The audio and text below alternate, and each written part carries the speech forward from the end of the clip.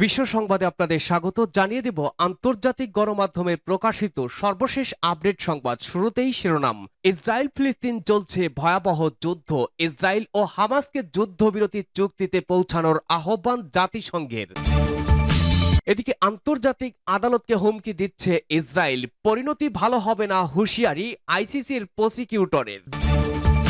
জানিয়ে দিব 7 দিনের মধ্যে চুক্তিতে সম্মত না হলে হামলা, হামাসকে ইসরায়েলের আল্টিমেটাম। অন্যদিকে ইসরায়েলের সঙ্গে সম্পর্ক স্থাপনে কঠিন শর্ত দিল সৌদি আরব। এদিকে যুক্তরাষ্ট্রে এবার গৃহযুদ্ধের আশঙ্কা করছে মার্কিন ভোটারদের 41%। সর্বশেষ জানিয়ে দেব এই যুদ্ধে যে কোনো উপায়ে রাশিয়াকে পরাস্ত করতে হবে। ফ্রন্ট লাইনগুলো ভেঙে পড়লে ইউক্রেনে পশ্চিমা সেনা পাঠানো হবে বলেছেন ম্যাক্রন। শিরোনামগুলো শুনছিলেন, এবারে বিস্তারিত। ভিউয়ার্স, আপনারা জানেন ইসরায়েল ফিলিস্তিন চলছে ভয়াবহ এক যুদ্ধ। ইসরায়েলের প্রতিষ্ঠা নিয়ে যেমন বিতর্ক রয়েছে, তেমনি বিশ্বের শান্তিকামী মানুষের আপত্তি রয়েছে তাদের দখলদারিত্বপূর্ণ আচরণের কারণে। জন্মের পর থেকেই এই রাষ্ট্রটি মুসলিমদের সঙ্গে প্রতিনিয়ত করে বৈষম্যমূলক আচরণ। এগুলোর বৈধতা দিতেও আইন পাশ করা হয় সংসদে। 1948 সালে ফিলিস্তিনকে ভেঙে কৌশলে ইসরায়েল নামে যে রাষ্ট্রের জন্ম দেওয়া হয় তা আন্তর্জাতিক আইন অনুযায়ী অবৈধ ছিল। জন্মের পর থেকেই ইসরায়েল আঞ্চলিক শান্তি, নিরাপত্তা ও স্থিতিশীলতার জন্য মারাত্মক হুমকি হিসেবে আবির্ভূত হয়েছে, যারা হত্যা, সন্ত্রাস, ধর্ষণ আর ধ্বংসযজ্ঞ সৃষ্টির মাধ্যমে ফিলিস্তিনিদের বাধ্য করে নিজ মাতৃভূমি ছেড়ে চলে যেতে। এভাবেই ফিলিস্তিনের জমিজমা ইহুদিরা দখল করে নেয়। লেবানন, সিরিয়া এবং মিশরের সীমান্তে ছড়িয়ে পড়েছে ইসরায়েল এবং হামাসের লড়াই। ইসরায়েলি বোমায় ক্ষতবিক্ষত সাদা কাপড়ে মোড়ানো ফিলিস্তিন শিশুর ছবি বা আত্মচিৎকারেও কি জাগবে না বিশ্ববিবেক? আন্তর্জাতিক সম্প্রদায় ইসরায়েলের দুর্বৃত্তপনা বন্ধে কোনো ব্যবস্থা না নিলেও মুসলিম রাষ্ট্রগুলোর দায়িত্ব ফিলিস্তিনিদের পাশে দাঁড়ানো। মধ্যপ্রাচ্য প্রায় 32 কোটি মুসলমানের বিপরীতে মাত্র 70 লাখ ইহুদির বাস ইসরায়েলে। প্রতিনিয়ত ফিলিস্তিনি মুসলিম নির্যাতনের শিকার হচ্ছে তাদের চোখের সামনে। মুসলমানদের প্রথম কিবলা বাইতুল মোকাদ্দসে বহুবার নামাজ আদায় বন্ধ করে দিয়েছে ইসরায়েল। নামাজরত মুসল্লিদের ওপরে গুলি চালিয়েছে একাধিকবার। ফিলিস্তিনিদের দুঃখগাথা যেন শেষ হওয়ার নয়। একথা দিবালোকের মতোই স্পষ্ট। যারা ফিলিস্তিনিদের কয়েক দশকের ভয়ঙ্কর দুর্দশা থেকে মুক্তি দিয়ে ফিলিস্তিন রাষ্ট্র প্রতিষ্ঠায় সহায়তা করতে পারতেন, সেসব মুসলিম শাসকের অধিকাংশই ফিলিস্তিনিদের তাদের নিজ ভূখণ্ড থেকে বিতাড়নকারী, নির্যাতনকারী ইসরায়েল ও তাদের দোসরদের বন্ধু বানিয়েছেন নিজেদের ক্ষমতা টিকিয়ে রাখতে। এমত অবস্থায় শুধু ফিলিস্তিন নয়, ইসরায়েলে বসবাসকারী মুসলিমরাও নির্দারুণ কষ্টে দিন কাটাচ্ছে। আত্মরক্ষার অজুহাত তুলে ইসরায়েল একের পর এক ফিলিস্তিন ভূখণ্ড দখল করে এবার তারা গাজাকে বিভক্ত করে ফেলেছে। বোমা মেরে, ক্ষেপণাস্ত্র ছুড়ে নিরীহ ফিলিস্তিন হত্যা করেছে। কোথায় আজ পশ্চিমাদের সেই মানবাধিকার? এই রক্তপিপাসু রাজে ফিলিস্তিন তথা মুসলিম নিধনে নেমেছে, এটা এখন পানির মতোই পরিষ্কার। 1948 সালে ইসরায়েল রাষ্ট্র প্রতিষ্ঠার পর থেকে ধারাবাহিকভাবে ফিলিস্তিন ভূখণ্ড দখল করে চলেছে। এক্ষেত্রে তারা আন্তর্জাতিক আইন কানুন, রীতিনীতি সব উপেক্ষা করে আসছে। সেই সঙ্গে নিপীড়ন চালাচ্ছে ইসরায়েলের ভেতরে বসবাসরত ফিলিস্তিনিদের ওপরেও। এগুলো যদি কোনো মুসলিম ধর্ম ছাড়া অন্য কোনো ধর্মের ওপরে মুসলিমরা করত, তাহলে আজ বিশ্বজুড়েই যুদ্ধ শুরু হয়ে যেত। কত বড় বড় জারজ সন্তান মুখ তুলে বলতো মুসলিম ধর্মের মানুষেরা জঙ্গি। আর এখন তোরা যে করছিস, তোরা এর নাম কি? আত্মরক্ষা। সমস্ত মুসলিম উম্মাহ একটি দেহের মতো। যখন তার কোনো একটি অঙ্গ আক্রান্ত হয় তখন তার সমস্ত দেহে যন্ত্রণা অনুভব করে। খুব আশ্চর্যের বিষয়, আজ ইসলামী বিশ্বের মোড়লরা প্রতিবাদ না করে হাত গুটিয়ে বসে আছেন। আপনারাও প্রস্তুত থাকুন, আগামীতে আপনাদের দেশেও এই ইহুদি আগ্রাসী হামলা হবে না, এটা ভাবার কোনো কারণ নেই। তাই যত দ্রুত সম্ভব এদের আগ্রাসনের জবাব দিতে হবে, না হলে এমন পরিস্থিতি হবে আপনার এবং আমার সকলেরই। ভিউয়ার্স, এ বিষয়ে আপনার মূল্যবান মতামত লিখে জানান। জানিয়ে দিন কোন স্থান থেকে এই সংবাদ শুনছেন অথবা দেখছেন। ভিডিওটি ভালো লাগলে লাইক, কমেন্ট, শেয়ার করে সবাইকে দেখার সুযোগ করে দিয়ে সবার আগে সবশেষ আপডেট সংবাদ পেতে চ্যানেলটি সাবস্ক্রাইব করে পাশের বেল বাটনে প্রেস করুন। ইসরায়েল ও হামাসকে যুদ্ধবিরতি চুক্তিতে পৌঁছানোর আহ্বান জাতিসংঘের। জাতিসংঘ মহাসচিব অ্যান্তনিও গুতেরেস গাজা উপত্যকায় যুদ্ধবিরতির আহ্বান পুনর্ব্যক্ত করেছেন। এমন সময় তিনি এই আহ্বান জানালেন যখন যুদ্ধবিরতির জন্য নতুন করে পরোক্ষ আলোচনা করতে হামাসের একটি প্রতিনিধি দল মিশরের রাজধানী কায়রোয় সফরে যাচ্ছে। জাতিসংঘ মহাসচিব শুক্রবার এক্সে এক পোস্টে বলেন, গাজার জনগণ, জিম্মি ও তাদের পরিবার, এই অঞ্চল ও বৃহত্তর স্বার্থে আমি ইসরায়েল সরকার ও হামাস নেতৃত্বকে একটি চুক্তিতে পৌঁছানোর জন্য দৃঢ়ভাবে উৎসাহিত করছি। মিশরের একটি নিরাপত্তা সূত্র ও কায়রো বিমানবন্দরের 3টি সূত্রের বরাত দিয়ে বার্তা সংস্থা রয়টার্স জানিয়েছে, সিআইএ পরিচালক উইলিয়াম বার্নস বৈঠকের জন্য কায়রো পৌঁছেছেন। ইসরায়েল ও হামাসের মধ্যে গাজায় যুদ্ধবিরতি ও বন্দী মুক্তির জন্য একটি চুক্তিতে পৌঁছানোর মধ্যস্থতার প্রচেষ্টায় নেতৃত্ব দিচ্ছে মিশর, কাতার ও মার্কিন যুক্তরাষ্ট্র।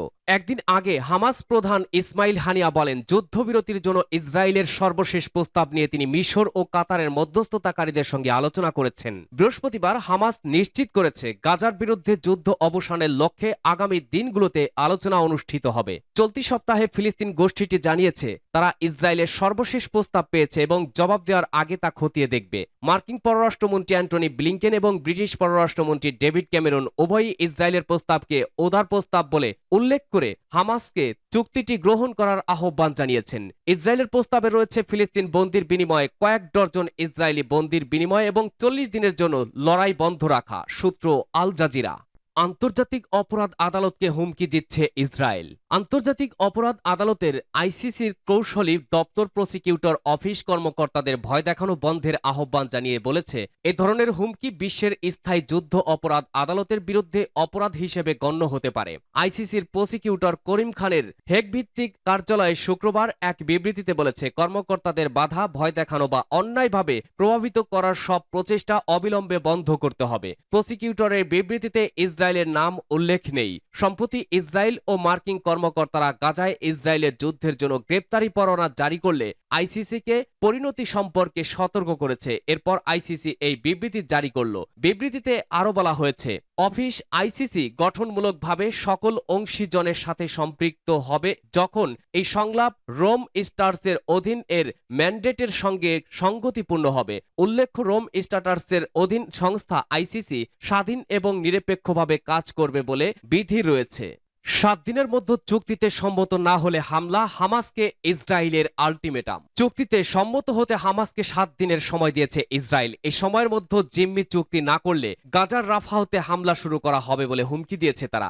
এক মিশরীয় কর্মকর্তার বরাতে মার্কিন সংবাদ মাধ্যম ওয়াল স্ট্রিট জার্নাল শুক্রবার 3রা মে জানায়, বিদেশে অবস্থানরত হামাসের নেতাদের হাতে চুক্তির প্রস্তাব তুলে দেওয়া হয়েছে। চুক্তিটি তৈরি করেছে মিশর। চুক্তিতে সম্মত হতে হামাসকে আগামী শুক্রবার অর্থাৎ 10 মে পর্যন্ত সময় বেঁধে দিয়েছে ইসরায়েল। তবে গাজায় অবস্থানরত হামাসের প্রভাবশালী নেতা ইয়াহিয়া সিনওয়ার এখনো প্রস্তাবটি সম্পর্কে কোনো কিছুই জানাননি। তার কাছে নতুন প্রস্তাবটি পৌঁছেছে কিনা বিষয়টিও স্পষ্ট নয়। সংবাদ মাধ্যমটি জানিয়েছে, বিদেশে অবস্থানরত হামাসের নেতারা বোঝার চেষ্টা করেছেন চুক্তিটিতে আসলে কি বলা হয়েছে। এই চুক্তির মাধ্যমে কি যুদ্ধ পুরোপুরি বন্ধ হবে কিনা সে বিষয়টি বিবেচনা করছেন তারা। এছাড়া তাদের মধ্যে শঙ্কা রয়েছে, চুক্তির মেয়াদ শেষ হলেই গাজায় আবারও বর্বরতা শুরু করবে ইসরায়েল সেনারা। হামাসের কাছে চুক্তির যে প্রস্তাব দেওয়া হয়েছে এতে বলা হয়েছে, প্রথম ধাপে 40 দিন যুদ্ধ বন্ধ থাকবে। এই সময়ের মধ্যে 33 ইসরায়েলি জিম্মিকে মুক্তি দেবে হামাস। প্রথম ধাপের পর দ্বিতীয় ধাপ শুরু হবে। ওই সময় অন্তত 6 সপ্তাহ যুদ্ধ বন্ধ থাকবে এবং দ্বিতীয় ধাপে আরো বেশি জিম্মিকে মুক্তি দেওয়া হবে। এরপর যদি দুই পক্ষ চায় তাহলে যুদ্ধ আরো 1 বছর বন্ধ থাকবে। মার্কিন সংবাদ মাধ্যমটি জানিয়েছে, মিশর ও ইসরায়েলের তৈরি এই চুক্তি প্রত্যাখ্যান করার বদলে হামাস নতুন প্রস্তাব দেবে। সূত্র ওয়াল স্ট্রিট জার্নাল। ইসরায়েলের সঙ্গে সম্পর্ক স্থাপনে কঠিন শর্ত দিল সৌদি। ইসরায়েলের সঙ্গে সৌদি আরবের কূটনৈতিক সম্পর্ক স্থাপনে আবারও তোড়জোড় শুরু করেছে যুক্তরাষ্ট্র। দেশটি মনে করছে সৌদির সঙ্গে ইসরায়েলের দ্বিপাক্ষিক সম্পর্ক হলে মধ্যপ্রাচ্য স্থিতিশীলতা ফিরবে। এমন পরিস্থিতিতে ইসরায়েলের সঙ্গে সম্পর্ক স্থাপনে কঠিন শর্ত দিয়েছে Saudi Arab. Times of Israel এক প্রতিবেদনে এ তথ্য জানানো হয়েছে। প্রতিবেদনে বলা হয়, নিউ ইয়র্ক টাইমসে একটি নিবন্ধ প্রকাশিত হয়েছে। এটি লিখেছেন বিখ্যাত কলামিস্ট থমাস হাইড ফ্রাইডম্যান। সেখানে তিনি উল্লেখ করেছেন, ইসরায়েলের সঙ্গে সৌদি আরবের কূটনৈতিক সম্পর্ক তৈরি হলে সৌদিকে যুক্তরাষ্ট্র নিরাপত্তা দেবে। তিনি লেখেন, ইসরায়েলকে সম্পর্ক স্থাপনের জন্য সৌদি শর্ত মানতে হবে, তবেই এই সম্পর্ক স্থাপিত হবে। এই শর্তগুলো হলো গাজা থেকে ইসরায়েলি সেনাদের সরে যাওয়া, ফিলিস্তিনিদের ভূখণ্ডে অবৈধ বসতি স্থাপন বন্ধ করা এবং 3 থেকে 5 বছরের মধ্যে স্বাধীন ফিলিস্তিন রাষ্ট্র গঠন করা। তবে এই কলামিস্ট জানিয়েছেন, ইসরায়েলের বর্তমান প্রধানমন্ত্রী বেঞ্জামিন নেতানিয়াহুর অধীনে এই চুক্তি হওয়ার সম্ভাবনা খুবই কম। কিন্তু যখনই সৌদি শর্ত মেনে নেওয়ার মতো কোনো সরকার ইসরায়েলে আসবে তখনই চুক্তিটি হবে। সৌদি আরব ও ইসরায়েলের সম্পর্ক স্বাভাবিকরণ বিষয়ে গত মঙ্গলবার 30 এপ্রিল হোয়াইট হাউসের জাতীয় নিরাপত্তা মুখপাত্র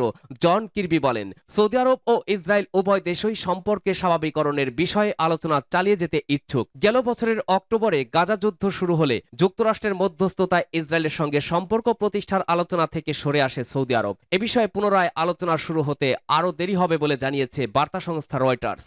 যুক্তরাষ্ট্রে গৃহযুদ্ধের আশঙ্কা করছে মার্কিন ভোটারদের 41%।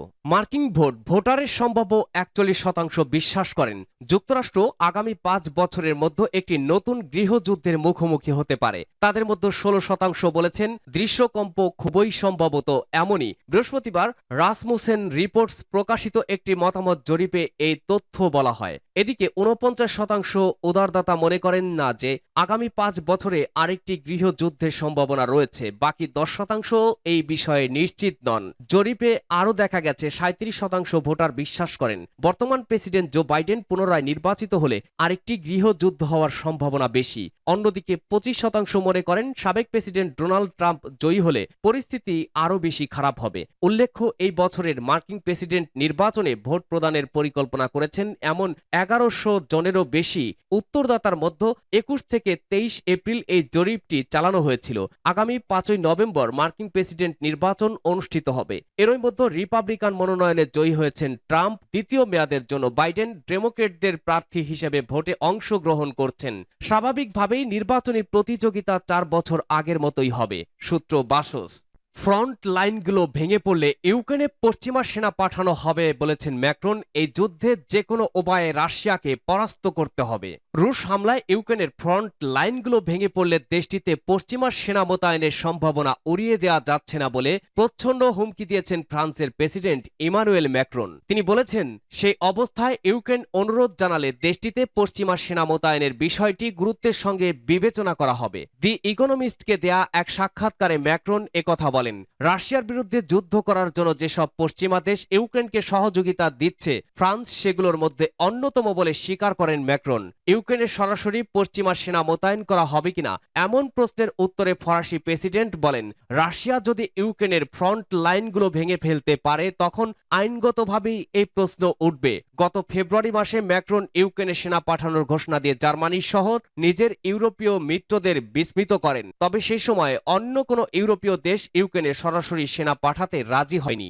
ইকোনমিস্টকে বৃহস্পতিবার দেয়া সাক্ষাৎকারে ম্যাক্রন তার আগের বক্তব্যের পুনরাবৃত্তি করে বলেন, অবশ্যই আমি কোনো সম্ভাবনা উড়িয়ে দিচ্ছি না, কারণ আমরা এমন কারো মুখোমুখি হয়েছি যে কোনো কিছুই উড়িয়ে দেওয়া যায় না। ফ্রান্সের প্রেসিডেন্ট এমন সময় এই বক্তব্য দিলেন যখন পশ্চিমা বিশেষজ্ঞরা ধারণা করছেন রাশিয়া শীঘ্রই ইউক্রেনের আরও বড় বড় ধরনের হামলা চালাতে পারে। ম্যাক্রন বলেন, ইউক্রেন যুদ্ধের ব্যাপারে আমার স্পষ্ট দৃষ্টিভঙ্গি হচ্ছে এই যুদ্ধে যে কোনো উপায় রাশিয়াকে পরাস্ত করতে হবে। তিনি রুশ প্রেসিডেন্ট ভ্লাদিমির পুতিনকে ইউরোপে নিরাপত্তার জন্য হুমকি হিসেবে বর্ণনা করেন।